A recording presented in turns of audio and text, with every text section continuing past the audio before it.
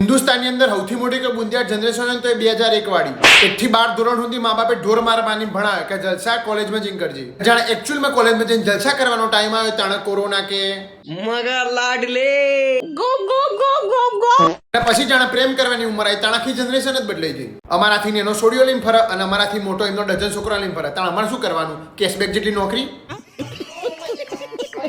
અને પછી પેટે પાટા બોધીને એવું વિચાર્યું કે કોઈક પોતાનું સ્ટાર્ટઅપ કરીએ. તાણે હરોમખોર જે ઉડતું તીર આવે છે એઆઈ અને ચોક ઘૂસી જોઈએ તો મારે તમને કહેવાની જરૂર જ નહીં. અને એના કારણે દર ત્રીજી સોસાયટીથી છોકરું ગાડી લઈને નીકળે છે જે મારા કેડે બી નહીં આવતું હોય. અને આ જોઈને મને રીતો એટલી આવે છે કે હાલ જઈને કેનાલમાં પડું પણ ના પડી શકું ને, હપ્તા બાકી છે. અને પછી જાણે વાત આવી અરેન્જ મેરેજની તાણે છોકરીની ડિમાન્ડ જ બદલાઈ જાય કે બે હું તો સીધી BMW ની અંદર જ, બાકી તો નહીં. તારા બાપાએ હાથ પેઢીની અંદર કોઈ દાડી કોનું ગવર્નર ચાલ્યું છે?